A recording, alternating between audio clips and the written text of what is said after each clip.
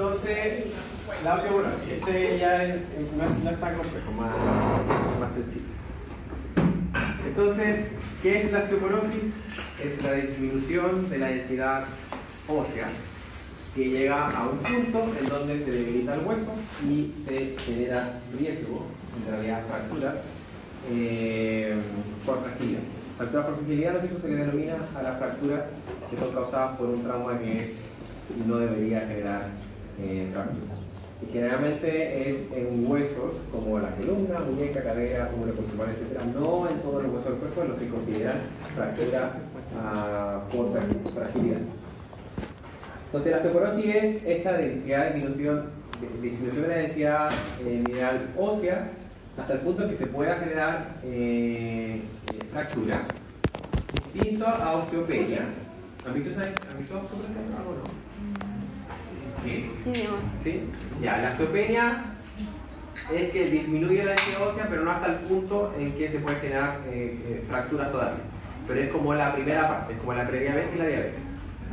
Primero osteopenia y después osteoporosis. Sin embargo, para el diagnóstico, si la densidad ósea nos indica que hay osteopenia, pero hay una fractura por fragilidad, al toque se clasifica como osteoporosis y se trata como osteoporosis. Entonces aquí vemos que hay menor densidad ósea en este huesito que está con osteoporosis. Entonces sucede mucho más en mujeres y se da principalmente en personas de mayor edad. Sobre los 60 años es más la prevalencia de obesidad y osteoporosis. Entonces aquí vemos, ¿no es cierto?, en esta gráfica hombres y mujeres a distintos años, ¿no es cierto?, entre 50 y 64 años, sobre 65 años. En hombres está aumentado sobre 65 años, pero en mujeres eso es mucho más. Entonces es bastante más el riesgo que suceda en mujeres. Y en personas mayores de 65 años que tengan una fractura por fragilidad debido a la osteoporosis, no es que eso va a hacerles que se mueran, pero sí alrededor del 30% de los pacientes que tienen fracturas de cadera y 10% de los que tienen fracturas vertebrales fallecen a lo largo del año siguiente. Bueno, no solamente por la fractura, sino porque hay un montón de factores asociados, pero la fractura contribuye a menor movilidad, etcétera, que hace que la persona fallezca. Profe, ¿y a estos pacientes que mueren después dentro de un año es porque se le da una infección por la prótesis de cadera? Distintas cosas. Puede ser por muchas cosas, por infección, porque ya no se está moviendo mucho, cae todo el sistema, la persona se pone menos activa. También pedazos de hueso. También puede ser son varios los factores que pueden hacer, pero sí se asocia a. Ya. Entonces lo principal, fracturas de cadera, también de las vértebras y la fractura de cuello, ¿no es cierto? Ahí el número en la muñeca. Principalmente fracturas de cadera y de vértebras. Entonces, los factores de riesgo, ¿no es cierto?, son factores no modificables, ¿no es cierto? La edad, el sexo, la raza, los caucásicos y asiáticos tienen mayor riesgo, y modificables, que son grandes chicos. Deficiencia de estrógeno y de testosterona, baja los niveles de calcio y vitamina D, la persona sedentaria, ¿no es cierto?, que no estimula la formación de nuevo hueso, y consumo excesivo de alcohol y tabaquismo, que también se asocia con la disminución de la formación de hueso. Entonces tenemos la osteoporosis primaria, que es la más común, y la osteoporosis secundaria. Entonces la osteoporosis primaria se da por tipo 1 o menopáusica, que es la que sucede en mujeres y que depende, ¿no es cierto?, fácil la razón, por los niveles de estrógenos. Porque después de la menopausia el primer estrógeno cae y vimos, ¿no es cierto?, que los estrógenos estimulaban la formación de hueso y inhibían la resorción y eran antiinflamatorios también. En los hombres no tenemos, ¿no es cierto?, la menopausia. Sí, a lo largo de los años, ¿no es cierto?, en la vejez empiezan a disminuir los niveles de testosterona, también se puede asociar con mayor osteoporosis, pero la caída abrupta de los estrógenos en el caso de las mujeres es el principal factor que lleva a que las mujeres sobre 60 años tengan osteoporosis. Y la otra es de tipo 2 o la senil, que está dada no por los estrógenos, sino por el envejecimiento natural, que hace que, bueno, vamos a ver después las razones que llevan. Y osteoporosis secundaria que sea asociado, ¿no es cierto?, a alguna causa que esté haciendo que haya más resorción nerviosa, que haya más salida de calcio o menor formación de hueso.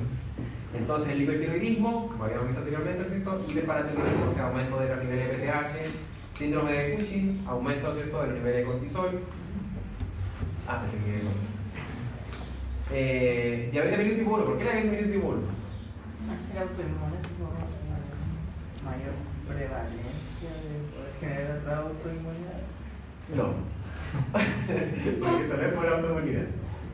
La insulina también es súper anabólica, porque una de las cosas que hace también es estimular la formación de huesos. En diabetes tipo 1 la insulina se va. Entonces es más posible que haya osteoporosis pero con tratamiento, al final el nivel de insulina también se mantiene normal, es más difícil. Insuficiencia renal crónica, ¿no es cierto? Porque habíamos visto anteriormente, principalmente la vitamina B, también por los niveles de calcio. También a tratamiento con glucocorticoides o con corticoides, mala absorción intestinal, cirugía bariátrica que haga que no haya absorción de calcio, deficiencia de vitamina D, etc. Entonces, causas secundarias, ¿no es cierto?, a que haya menos calcio, que haya más resorción, etc. Pero lo principal son estas: la menopáusica, por caída de los niveles de estrógeno, y la senil por el envejecimiento natural. La TRH, entonces, tratamiento de reemplazo hormonal, ¿prevendría que las mujeres generasen osteoporosis? Sí, pero tiene un riesgo. El tratamiento con estrógeno, ¿cierto? ¿Saben? Que sirve por algún tiempito, ¿cachai? Como para tratar de regular los niveles hormonales, que se regule un poquito, más de un año o algo así, pero después se asocia con mayor riesgo de cáncer. Entonces, igual. Entonces es mejor hasta ahí nomás. Ya. Entonces, la patogénesis de las dos. En el caso de la menopausia, fácil, lo que ya habíamos visto anteriormente, ¿no es cierto? Los estrógenos previenen, estimulan la formación de hueso y previenen la resorción. Si cae el nivel de estrógeno, aumenta la resorción del hueso, aumenta la actividad de los osteoclastos. Entonces, aumenta las interleuquinas, las citoquinas proinflamatorias que estimulan a la formación y la actividad de los osteoclastos, disminuye la expresión de la fosfoligerina, aumenta el ganglio de Rank, etc. Entonces hace que haya más resorción del hueso, lleva a osteoporosis.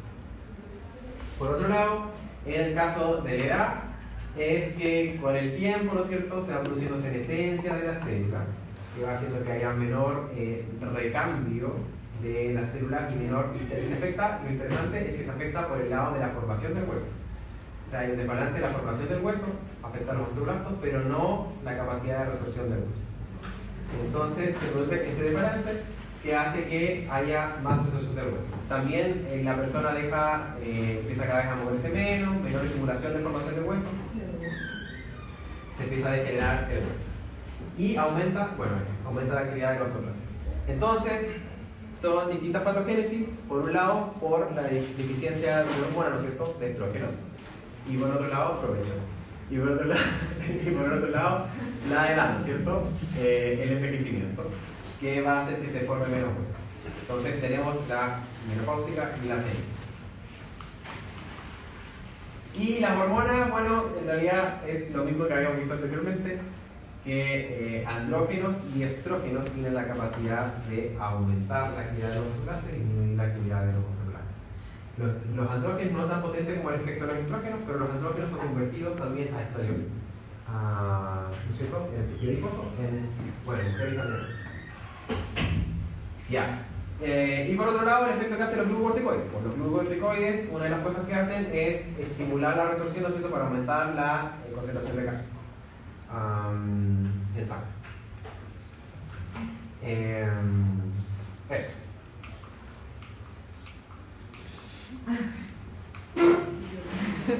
Ya muy bien. Entonces, diagnóstico. El diagnóstico se hace por la densidad ósea, que se hace por esta rayos X de energía dual. Se llama así porque son dos rayos X, uno más potente que otro. Y con eso se determina la densidad ósea que tiene la persona. Y se calcula si tiene o no la persona osteoporosis en comparación a, con una tabla score, ¿no es cierto? En comparación a los controles para personas que son sobre 50 años y para personas menores de 50 años. Para personas sobre 50 años se utiliza el T-score, que compara con las desviaciones estándar de una persona, de una mujer de 30 años normal. Entonces se compara cuánta densidad ósea tiene la persona sobre 50 años comparado con la persona de los 30 años, con datos de la Organización Mundial de la Salud. Entonces, esto es lo que da el T-score. Entonces, si es normal que haya disminución de la densidad ósea en personas que son mayores.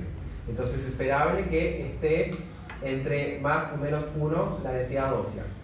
Entre menos 1 y 2,5 de desviaciones estándar más abajo de lo que da la persona de 30 años, se considera que esta persona tiene osteopenia. O sea, está en riesgo de tener osteoporosis, pero todavía no se considera tan grave como para tener una fragilidad ósea. Todo esto se utiliza, se mide en distintos huesos y se utiliza la densidad ósea del hueso que ve más bajo para hacer eso. Osteoporosis bajo 2,5, osteoporosis grave, si también se suma una fractura. Si es la densidad ósea da en osteopenia, pero la persona tuvo una fractura por fragilidad, ya es osteoporosis y se trata de osteoporosis, incluso si está normal, pero normalmente es osteopenia. Entonces el T-score para personas que son mayores, sobre 50 años, y se utiliza el Z-score para personas menores de 50 años, y aquí se compara con población que sea de la misma edad. Entonces, lo mismo, un Z-score parecido a este, para determinar si la persona tiene o no tiene osteoporosis, menor de 50 años. Entonces se recomienda que todas las mujeres sobre 65 años tengan que hacer el screen para saber cómo están sus huesos.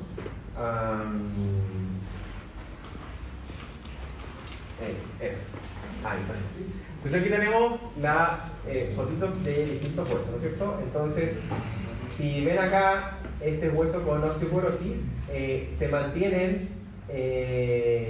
las verticales principalmente, porque es esperable, porque esas tienen más estímulos para formarse, ¿no es cierto? Porque están haciendo decompresión.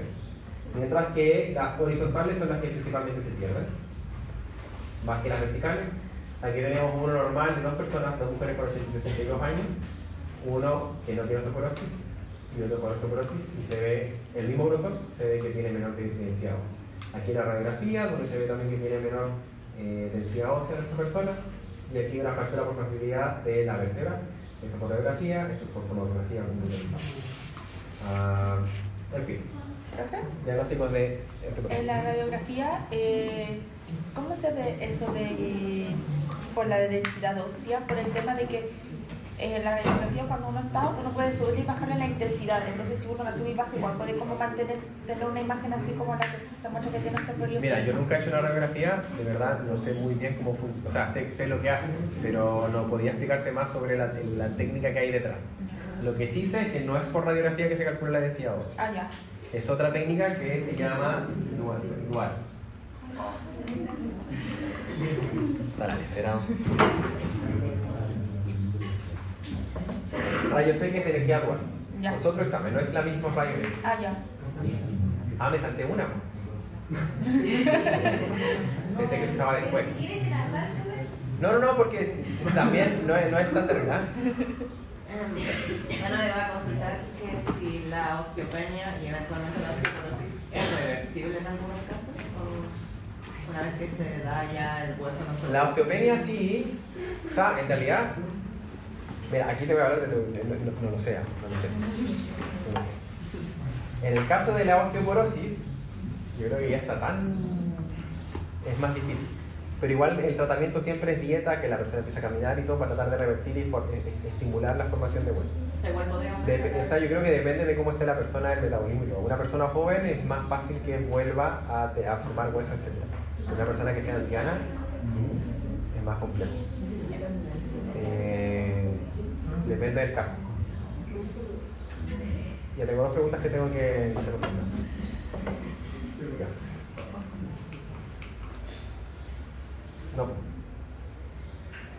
Entonces, esto es otra herramienta que se utiliza y que también ya se utiliza en Chile, que es una herramienta para determinar el riesgo de que la persona tenga fractura de aquí a 10 años más. Entonces ya es recomendado usar por los distintos países, por la Organización Mundial de la Salud. En Chile se incorporó en el año 2018, no en las guías clínicas, pero sí aconsejado por la Sociedad Chilena de Metabolismo Óseo, no me acuerdo cómo se llama, pero Sociedad Chilena que evalúa este tipo de casos. Entonces, esta herramienta lo que hace es, de acuerdo a distintos antecedentes que pueden o no incluir la densidad ósea, se determina si la persona está o no en riesgo de generar fractura. Entonces, si es que da un riesgo, cada país pone cuánto es el riesgo que considera de acuerdo a esta herramienta, el cual, si se considera que la persona está en riesgo, ya se puede empezar a tratar como si tuviese osteoporosis. Entonces, cambios en la dieta, etcétera, para suplementos de vitamina D, suplementos de calcio. Primero son cambios en la dieta, eso es lo que se trata, que la persona empiece a caminar. Bueno, aquí está el tratamiento. Pero se empieza a tratar a la persona si es que da que tiene riesgo de. Entonces, tratamiento es eso. Primero, cambio en el estilo de vida. Si está consumiendo tabaco alcohol, queréis consumir tabaco alcohol. Realizar actividad física para estimular la formación de huesos. Cambios en la dieta, en teoría sí es reversible, porque el hueso sigue siendo funcional. Pero en el caso de las personas que ya están más envejecidas o mujeres que están con deficiencia de estrógeno, es mucho más complejo porque el sistema ya no está respondiendo bien. Se puede tratar de compensar y todo, pero por eso, en personas jóvenes que tienen todo funcional es más fácil. Igual lo voy a poner. Ya. Es que la persona se exponga al sol, ¿no es cierto? Por la vitamina D, etc. Y eso es lo que se trata de hacer. Si es que no sigue funcionando, y en casos ya más graves, suplementos de calcio y de vitamina D. Si es que no funciona. Y fármacos, se puede usar bifonato, ¿no es cierto?, que disminuye la actividad de los osteoclastos, que lo que hacen es, el osteoclasto lo recibe, no lo logra procesar, y se produce autosis del osteoclasto, y los anticuerpos anti-RAC ligando, que también inhibe, ¿no es cierto?, la activación de los osteoclastos, para que haya menos resorción ósea. Ya. Fin de la osteoporosis.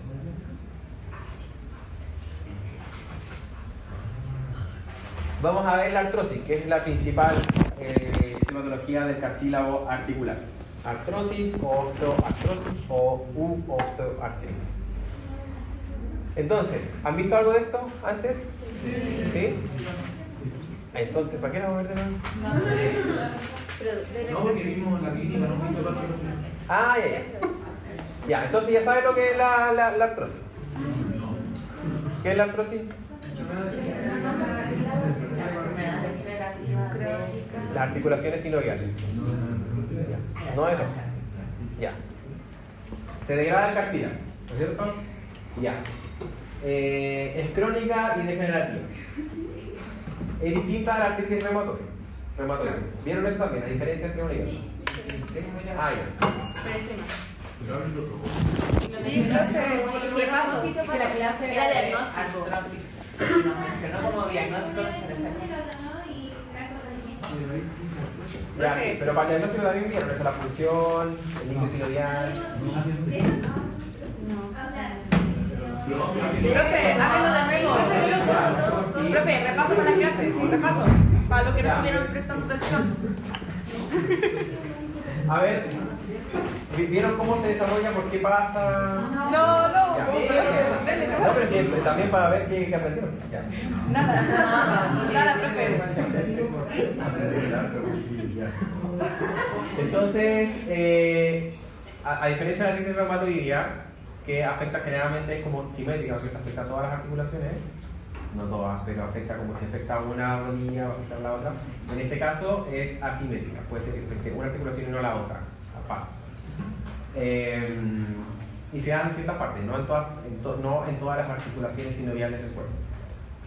Ya, entonces rodillas, caderas, manos, cuello, parte inferior de la espalda. Entonces aquí hice una tablita con las diferencias entre la artritis reumatoidea y la artrosis, para que la tengan.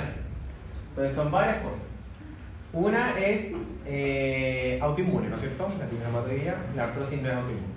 Entonces, la autoinmune es súper proinflamatoria, produce inflamación a nivel sistémico y en la articulación sinovial, ¿no es cierto?, también mucha inflamación. ¿Eso qué hace? Que haya mucho leucocito, mucha acumulación ahí, y por eso el diagnóstico, ¿no es cierto?, con la punción del líquido sinovial, en una se va a ver con mucho leucocito en el interior y en la artrosis se ve clarito. Igual hay leucocitos, pero muy poquito. Entonces, igual hay inflamación en el caso de la artrosis, pero es mucho más leve que lo que pasa en la tiroideomatología. Entonces, una asimétrica, la otra simétrica. Eso en general, pero aquí tienen toda la diferencia que después pueden pegarle una mirada más allá. Entonces, aquí tenemos el ejemplo de cómo se ve una artrosis. Esto en la falange, ¿no es cierto?, proximal y distal. Tenemos acá artrosis en donde se ve que hay formación, ¿no es cierto? Eso lo tiene que haber, formación de huesos de los osteofílicos. Y en estas partes, ¿no es cierto?, se genera comúnmente, se puede generar la artrosis.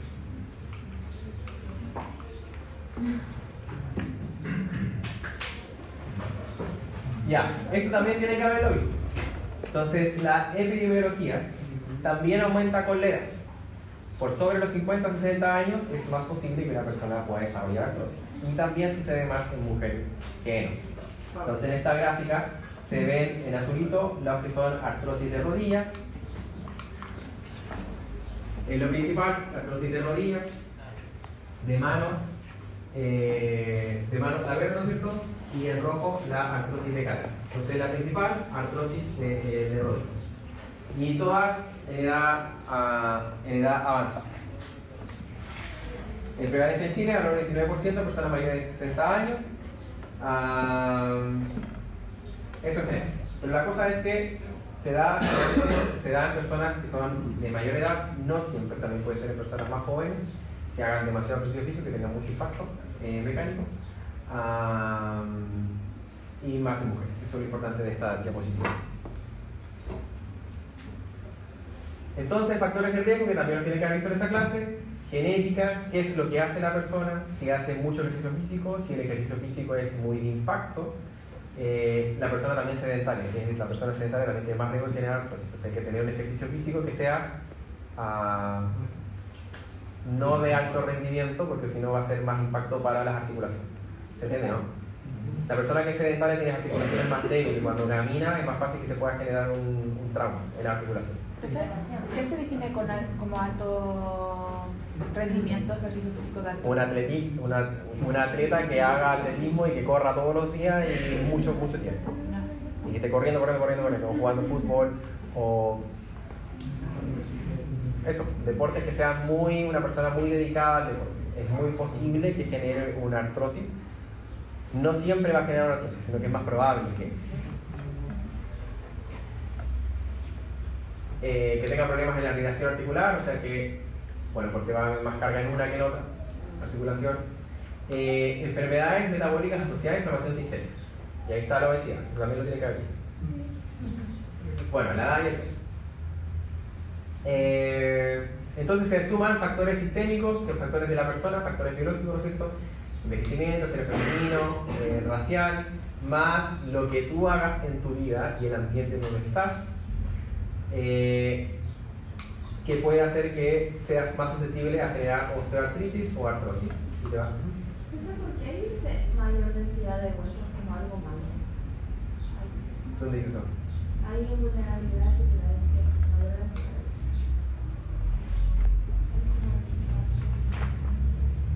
No, yo creo que diría mayor densidad de huesos.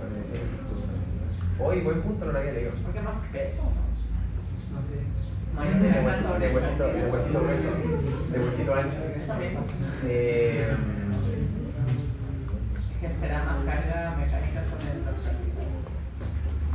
Mira, aquí puede ser que me pego una descarrila, pero buen punto, ya te preguntas. Más que sea porque hay mayor densidad de hueso, las personas que hacen mucho ejercicio tienen mayor densidad de hueso.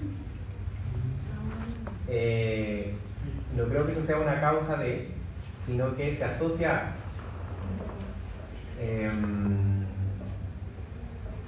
Bueno, y dice probabilidad, la persona no siente que le está doliendo lo que está haciendo. Pero sí, creo que sería por ahí. Pero mira, no sé, Entonces nos quedamos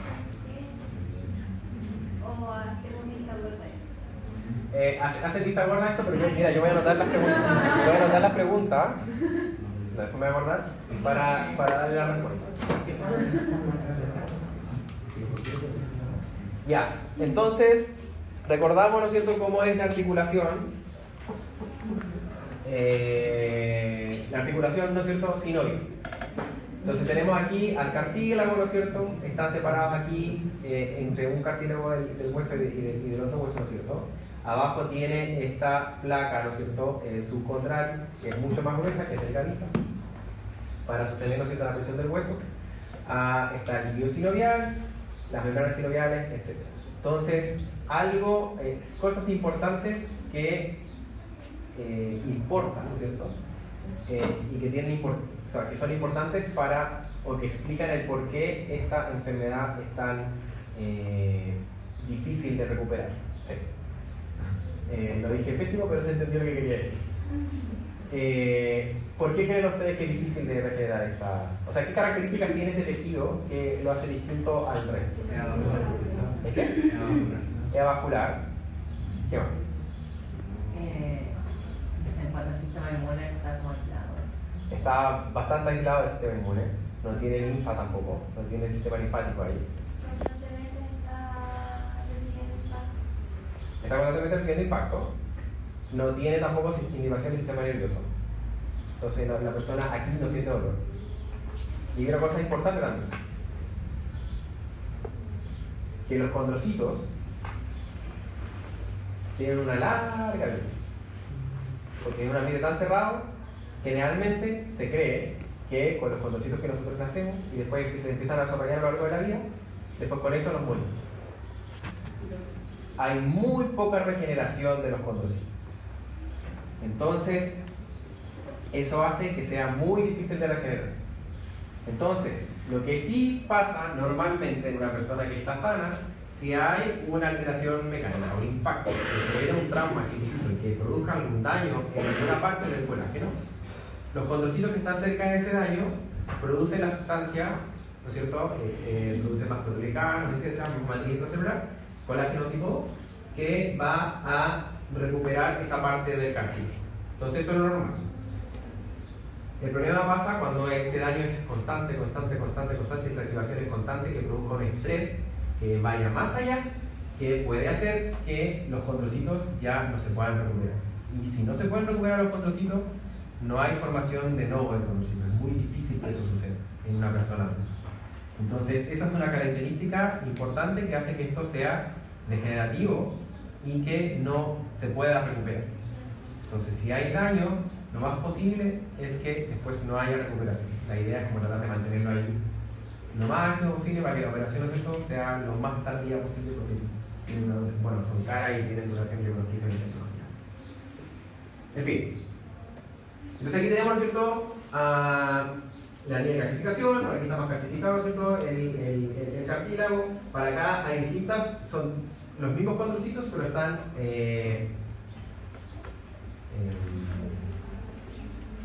especializados en distintas funciones para cada parte del cartílago, que se encuentran ahí como de por vida, los condrocitos. En fin, entonces este es el cartílago, así es como debería ser. Entonces, ¿qué pasa en el caso de la artrosis? ¿Cómo se cree que se genera? Entonces, factores mecánicos, ¿no es cierto?, que hagan que haya mucho impacto a lo largo del tiempo.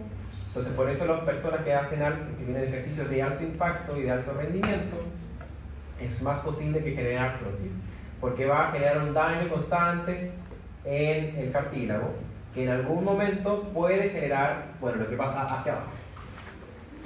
Daños mecánicos, biológicos, se refiere a que la persona el sexo de la persona, que sea de más edad, etc. Y si hay un estado proinflamatorio que promueva este estado disfuncional de los condrocitos. Entonces se inicia así.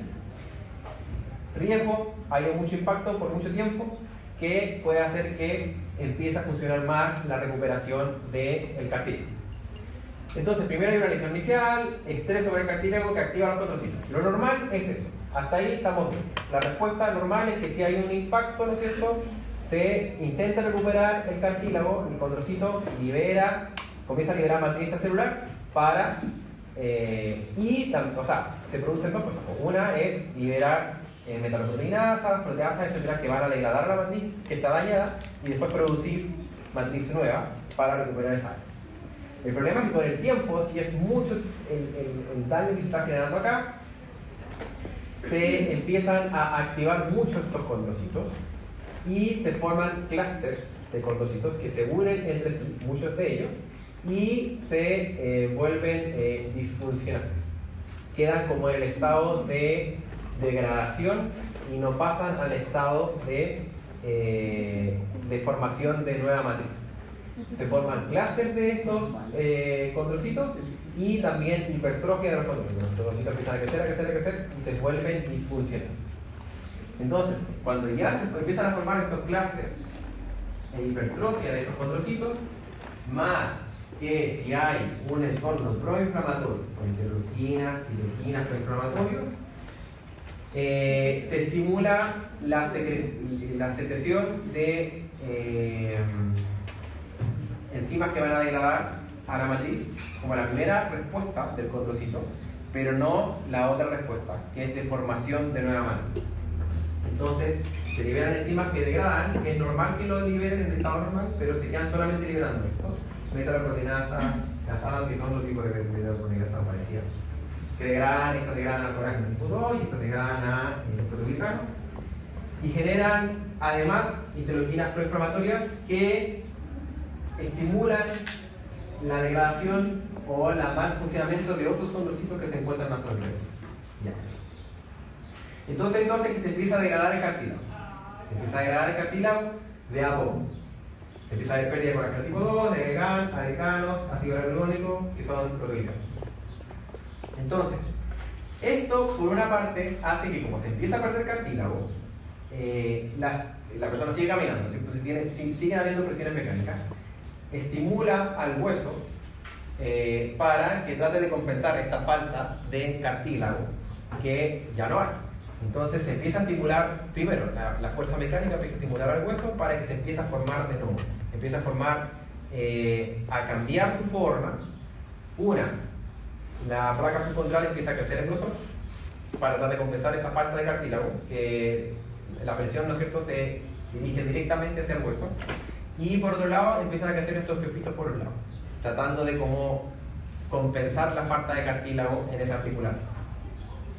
Entonces, alteración del hueso subcondral, se produce esclerosis, que es el aumento del endurecimiento del hueso, y formación de los osteofitos, que son estas prolongaciones, ¿no es cierto?, que ya las vieron anteriormente. Todo esto también está aumentado por la inflamación de los condrocitos. La inflamación de los condrocitos estimula la formación de nuevo de hueso. La sinusitis inflamación de las membranas sinoviales, ¿no es cierto?, en los pedazos de cartílago que están saliendo, que están degradando, estimulan, producen inflamación, alteración de las membranas sinoviales, de fibroblastos ahí, que también empiezan a estimular mayor inflamación, que estimula a la vez mayor degradación del hueso, reformación del hueso y muerte, o no muerte, sino que, bueno, también lleva muerte, degeneración de los condrocitos. Todo este proceso inflamatorio, etcétera, estimula la formación de nuevos, se está formando nuevos tejidos, ¿no es cierto?, nuevo tejido óseo, etcétera. Se estimula la formación de vasos sanguíneos que ahora empiezan a llegar a la placa subcondral, donde no deberían haber vasos sanguíneos. Y por otro lado, eso va acompañado de fibras nerviosas que pueden hacer que la persona empiece a sentir dolor, donde no debería sentir dolor. Y luego, con el tiempo, bueno, pérdida de la función de la articulación, obviamente, porque no está el cartílago, el hueso hace, como empieza a crecer deforme, hace que empiece la persona a perder movilidad. Y bueno, debilidad muscular y todo, porque la persona empieza a doler y todo y deja de ocupar los músculos que están alrededor de la articulación. Entonces, en todo esto también se producen cambios epigenéticos, estos condrocitos que hacen que se asocie a este cambio del perfil de productor de matriz a productor de enzimas que van a degradar la matriz, el colágeno. Entonces, eso hace que haya más catabolismo del colágeno, ¿cierto?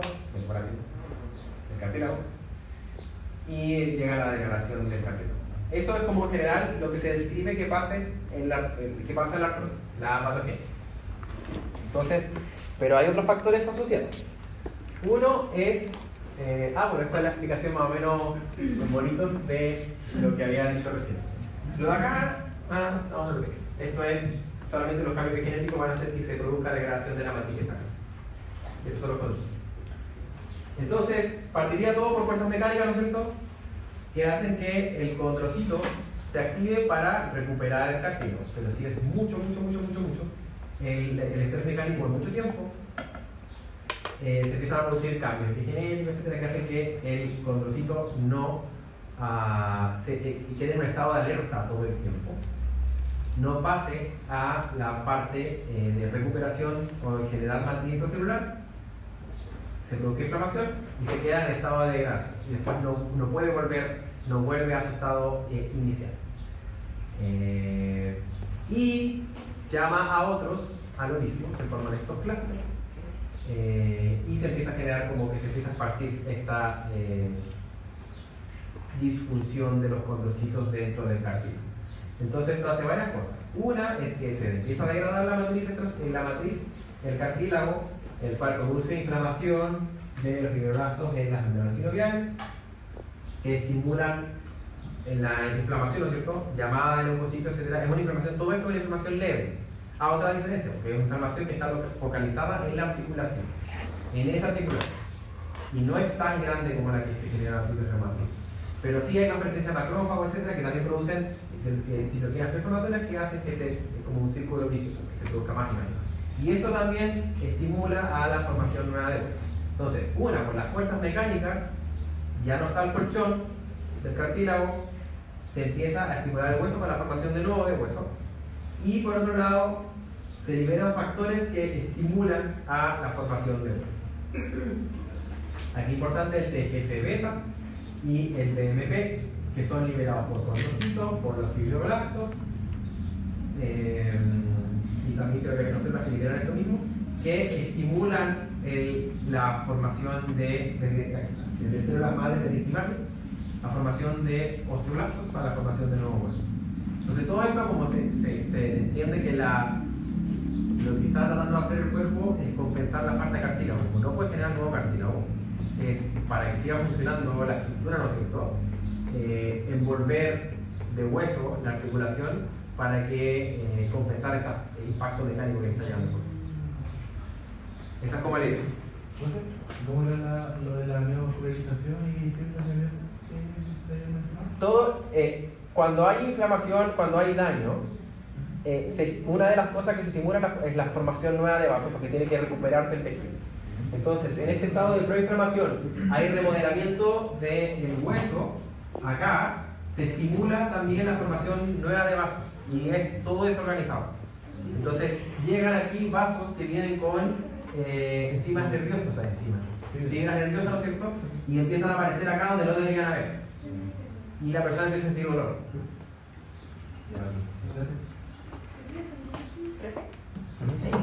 Después de que los condrocitos se vuelven disfuncionales, eso es, o sea, entiendo que ahí, claro, se forman los clústeres y todos los nuevos condrocitos que pudiesen llegar a ayudar van a ser disfuncionales por las señales que están mandando. Sí, pero esto es a lo largo de, no es que pasa así. No, sí, pero si, por ejemplo, cuando se hace el tratamiento y se estabiliza todo, hace como la mejor condición en la que se pueda tener al paciente para evitar que avance la artrosis. Eso puede como revertir el hecho de que se volvieron, ¿no? No, porque los condrocitos no vuelven a ser funcionales y se van a punto cero. Lamentablemente. No hay regeneración. No hay regeneración de condrocitos. Ya.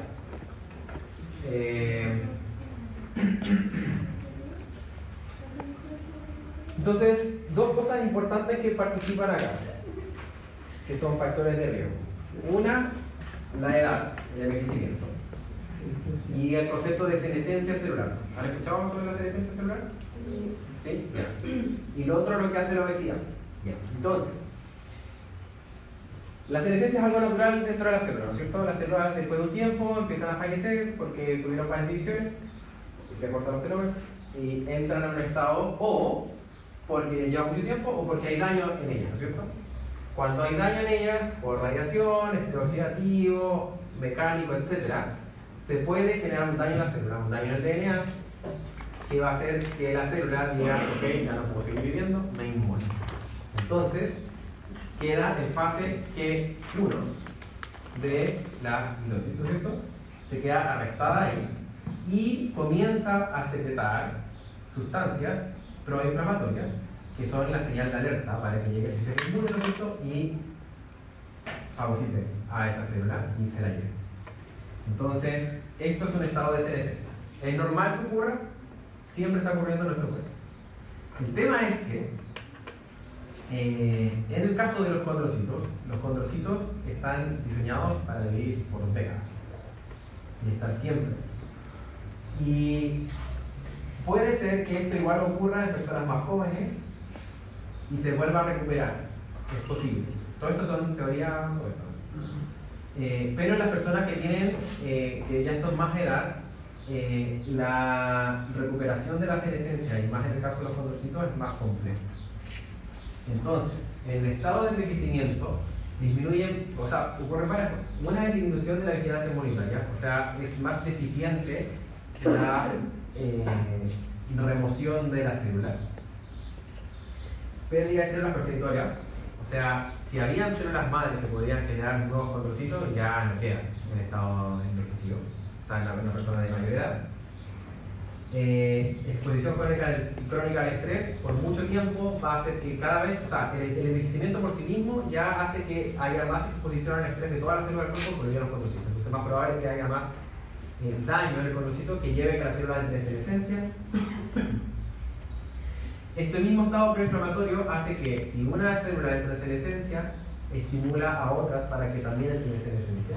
Produce preparación de preinflamatoria. Y bueno, acortamiento de los telómeros porque ya fueron divididas mucho antes y ya no tienen más capacidad de proliferar. Entonces, es normal que ocurra, es beneficioso que ocurra la senescencia porque la célula, si ya no es funcional, está bien que se vaya y que sea recuperado por otro. El problema es que en el envejecimiento, cuando estamos ya más grandes, es más difícil que ocurra esta recuperación. Entonces, esto se suma a lo que veníamos hablando antes. Las células tienen menos, en general, en todo el cuerpo, incluidos los condrocitos, si es que había alguna capacidad de recuperarse, ahora es menor. Si las células en un estado mecánico, estrés mecánico, que esté por mucho tiempo ahí, es más probable que se genere daño y que la célula entre en senescencia. Si se entra en senescencia, las células, los condrocitos senescentes, y esto ya se sabe, secretan, dejan de secretar matriz, porque están senescentes, ya no necesitan secretar matriz, sino que empiezan a mandar las señales de que vengan a llévenme, porque ya estoy, ya no funciona. Y esas señales son las citoquinas proinflamatorias y la secreción de la matriz proteasas y metaproteasas, etcétera, que degradan la matriz de esta célula. Entonces, estas células también entran en un estado de senescencia que libera todos estos factores. Y no se demora mucho en degradarse, etcétera, y se asocia a toda esta situación que veíamos anteriormente. Eso por un lado. Y por otro lado, respecto a la obesidad, tiene una importancia también en la artrosis por varias cosas. Entonces, una es la importancia o un factor que es bastante lógico, ¿no es cierto? Que es que la persona que tiene más peso va a tener más impacto mecánico, ¿no es cierto?, sobre las articulaciones. Entonces, es más fácil que se genere artrosis en una persona que tiene obesidad por eso. Y eso es lo que se creía antes. Decían, la persona que tiene obesidad tiene más artrosis por eso, porque hay más impacto. Pero la cosa es que no solamente se genera artrosis ahí, en las rodillas, o en las caderas. También tenía más probabilidad de desarrollar en la falange o en otras partes que no tienen tanto impacto por la obesidad. Entonces hay algo más en la obesidad que se asocia con este aumento del riesgo de generar artrosis. Entonces aquí vimos que aumentando el índice de masa corporal aumenta la probabilidad de que una persona mayor desarrolle artrosis. Entonces, una cosa es eso. Otra cosa es este estado proinflamatorio que se encuentra en las personas que tienen obesidad. Y ahí recordamos de la clase de obesidad, la grasa visceral. Entonces, una disfunción de tejido adiposo visceral se produce en estado proinflamatorio. El tejido adiposo promueve este estado proinflamatorio, libera un montón de citoquinas que van a promover, ¿no es cierto?, disfunción de la articulación. Y por otro lado, las adipocinas liberadas por el tejido adiposo también se han asociado con esta acción. Entonces, pasamos a la otra diapo. Aquí tenemos a la leptina, que ya está bastante más bien descrita que la lipoleptina con respecto a esto, pero la leptina tiene un rol central. Entonces, si recordamos, ¿cierto?, en obesidad, las personas tienen más niveles de adiponina, recuerdo, ¿cierto?, porque tienen más tejido adiposo, hipertrófico, etcétera, que libera más de magnesio. Entonces, el tejido adiposo visceral más el tejido adiposo que se encuentra aquí en la misma rodilla, etcétera, todos los tejidos adiposos que pueden estar disfuncionales, contribuyen, una, por la liberación de citoquinas proinflamatorias, más la leptina. Hay receptores de leptina en los condrocitos y en distintas células que se encuentran dentro de la articulación que pueden ser activados por la leptina y estimulan este estado proinflamatorio. Entonces, la leptina tiene un efecto de detrimento, negativo o dañino sobre las articulaciones, que promueve esta degradación de la mantilla, este estado de senescencia, etcétera, de la célula. Y por otro lado, la lipolectina, que es protectora, ¿no es cierto?, que es una hormona antiinflamatoria, en obesidad está disminuida, también se cree que puede tener aquí un rol en lo que pasa en la artrosis.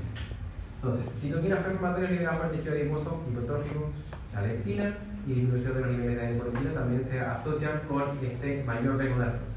Entonces, la obesidad se asocia con artrosis por la alteración mecánica, ¿no es cierto?, por mayor peso, etcétera, mayor impacto sobre las articulaciones y también por estos mecanismos moleculares, hormonales, por citoquinas y adipocinas. Ya. Entonces, así es como se ve, bueno, aquí así como debería verse el cartílago, ¿no es cierto?, sano de la articulación, y así uno que está con artrosis. Entonces vemos que aquí hay varios condrocitos aquí juntos, hay un clúster. Bueno, primero vemos que el cartílago está todo rojo, está dañado. Entonces aquí hay clúster de condrocitos, que es lo que se ve en la artrosis. Hipertrofia de condrocitos que son más grandes. Está ya todo alterado la parte del hueso. Aquí se ven dos líneas de calcificación, formación de vasos sanguíneos en donde no deberían haber. Entonces, así como se ve el cartílago en una persona que tiene artrosis. Y aquí en la histología podemos ver, ¿no es cierto?, aquí está la articulación. Bueno, disminuye, ¿no es cierto?, el espacio articular porque disminuye el cartílago, ¿no es cierto?, disminuye el grosor del cartílago. Entonces comienza a disminuir el grosor, el espacio articular, o el espacio sinovial. Y aquí vemos que aquí debería haber cartílago, ¿no es cierto?, no hay cartílago, está degradado. Aquí la formación de un osteofito. Y aquí está más grande la capa del hueso a la placa subconral, que es lo que debería ser. Eso es lo que pasa en la artrosis. Y con dolor porque llegan las fibras nerviosas que no deberían estar ahí. Por último, bueno, ya lo vieron, el diagnóstico, para que lo vamos a ver de nuevo. ¿Qué es importante acá? Nada, son las cosas que ya vieron. Bueno, esto, diferencia con la patología, lo importante es el líquido sinovial. Porque puede ser por sepsis también, si hay infección, etc. Tienen el líquido sinovial se tiene que ver clarito ahí en el caso de la artrosis. Y tratamiento, nada, pues los tratamientos no son ya regenerativos porque no se puede, el cartílago no se va a regenerar. Pero sí tratar de evitar la sobrecarga, mejorar fuerza, condicionamiento muscular, para el dolor, ¿no es cierto? Agnes, esto es controversial, el uso de los corticoides y ácido hialurónico, porque los corticoides pueden, por algunos meses quizás pueden disminuir el dolor, pero a largo plazo puede ser más dañino aún. Y el ácido hialurónico es bastante caro y no se ha visto todavía. Hay estudios que dicen que sí produciría alivio, en otros casos dicen que no, así que es medio controversial. Y bueno, operación, ¿no es cierto? En el caso de que sea demasiado doloroso, la persona no pueda caminar, tenga estos problemas muy graves, ya se va a reemplazo de la articulación por sí. Pero se trata de evitar al máximo posible que la persona se mantenga lo mismo, porque si después que se opera, la operación dura unos 15-20 años más que eso. Sacando el dolor, obviamente, pero si sacásemos el dolor, ¿cuál es la mayor complicación de la artrosis? O sea, que pierde movilidad, pues. Pierde movilidad, porque con la formación de osteofito y todo, la articulación queda, se empieza a movilizar. Se fusiona. Se puede decir. Entonces, eso lo veo. Y bueno, hay distintos estudios que están tratando de poner distintas cosas, tratar de hacer que se regenere, o distintos scaffolds que se están usando como para tratar de mejorar, ¿no? Pero eso es genial. Eso, chiquillos. ¿Preguntas, dudas? Que vaya la vida. Ya, eso, chiquillos. Que les vaya muy bien.